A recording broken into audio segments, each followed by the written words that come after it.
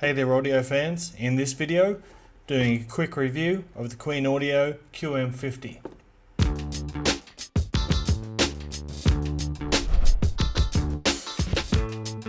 This is a in-ear monitor with 5 balanced armature drivers. It's got one Knowles bass driver, 2 Sonyan mid-range drivers, 1 Knowles treble driver and 1 Knowles super high driver. I've already opened the box. I didn't record the unboxing. I'll quickly show you what you get inside.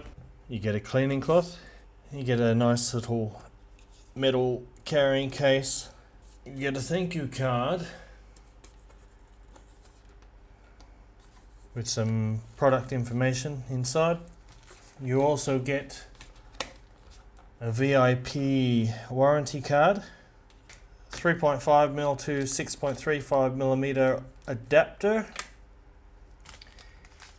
and you get 2 little bags of ear tips. There's 1 pair of foam ear tips, there's 1 pair of triple flange, and there are 4 pairs of generic silicone tips. Get this out of the way for now. There are a bunch of different styles available, but this is just the plain dark or smoky transparent. You can see all the internal wiring and crossovers and the balanced armature drivers inside.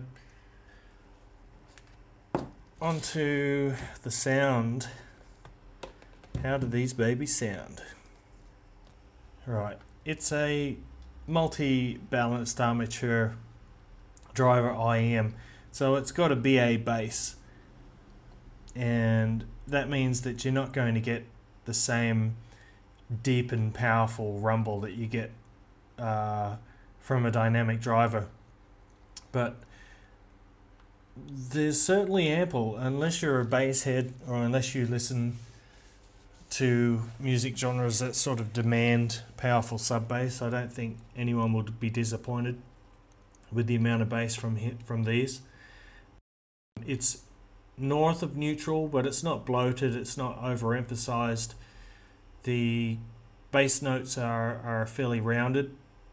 The bass has a sort of a medium speed, medium attack and decay, which gives them a fullness, and that fullness lends itself to the overall tonality. It sort of provides warmth to the overall sound. In the mid-range, the mids are smooth and they're lush and what I would call musical. They're not. It's not an analytical sound. The vocals are fairly upfront, so it sounds as though you're reasonably close to the singer. Although the sound stage is pushed back a bit on these, but the vocals are quite forward. The vocals, there's a warmth, underlying warmth throughout the mid-range. A lot of that comes from the bass, some of that comes from the mid-range, the dual Sonyan mid-range drivers. Clarity is good. It's not exceptional, but it is good. It sort of goes for a bit more of a smoother approach than overall clarity and detail, which would be a more analytical sound. But these are really smooth and laid back. You can kick back with these for hours and just relax. You can turn up the volume without experiencing any harshness or any brightness or stridency. The treble of these earphones is just so unbelievably sweet. Really sweet. It's so good. It's light and it's airy. There's not a hint of harshness or sibilance. The soundstage it's reasonably large and it feels very natural. The instrument separation is good, you would hope so, with 5 drivers doing the work and a 4-way crossover. So the instrument separation is excellent. The stereo imaging and positioning is also good, it's on point. Now, why do I have the Fearless S6 Rui here? I'll tell you why. It's because these and these sound incredibly alike. Like, really, really similar. It so surprised me. And the way I remembered them, these sounded much warmer, but when I compared them side by side, yeah, I discovered that they sound so similar. There are some differences. The S6 Rui does have a little bit more bass emphasis and a little bit more overall warmth, while the QM50 here has a little bit more emphasis on the treble, just a tiny little bit. But the difference is the treble on this one is just so tasty. So tasty. If I had to choose between the two, man, I'd be happy to walk away with either one. They're that close, really. They're so close.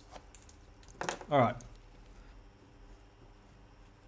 Okay, from past to present, from the Skyrim Elder Scrolls soundtrack, track 3, from the first disc, has some little whispering sounds that I've talked about before. I can't remember which point they come in. It's around about the minute mark, I think. These little sort of whispery sounds in the background. I haven't figured out exactly what that sound is. I like to listen to this song to check for that because it's on some earphones it's really difficult to pick up. But on these it's very easy, it's very clear to pick up. So that's one of the little tests I use for checking detail.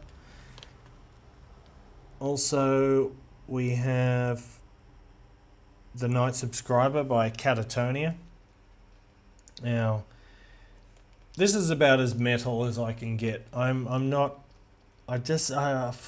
can listen to just about everything, but heavy metal is one thing that just hasn't grown on me.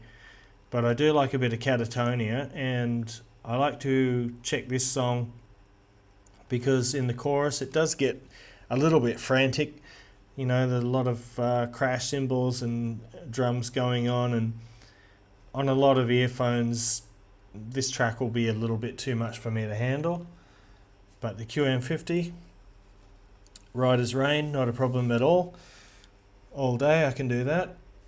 From Jazz at the Pawn Shop album, the track is How High the Moon, and the saxophone and the piano in this song sound fabulous on the QM50. The timbre is spot on, really nice. Yeah, sometimes with a warm IM like this, you can lose some of the sort of tonal accuracy, but these are pretty good. These get it right. This is a great album, by the way, for checking out earphones for a few reasons. I also like to listen to this to check out an earphone's ability to pick up small details, because this is actually recorded in a club. I can't remember what year it was, but it was several years ago, many years ago. A live performance in a club, and there's sort of people, the audience is sitting down at tables in the club, and they're all eating dinner and they're drinking, so you can hear the sort of clinking of cutlery on the plates, and you can hear people putting their glasses on the table and a little bit of chit chat in the background, and it's a really good test of the detail in the songs. The little details from that song, they're all there. And also when they clap their hands and when they applaud, that's a difficult thing for an IEM to get right, timbre wise and tone wise, but these ones do it great. If you've tried some of the other Fearless IEMs, I know some of them sound quite similar.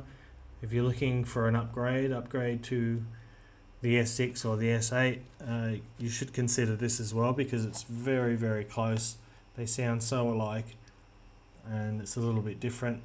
The treble, if you're a treble fan, oh, tasty. But anyway, that's it for this video, guys. Hit the like button if you liked it. Consider subscribing if you want to see more videos. I'll catch you in the next one.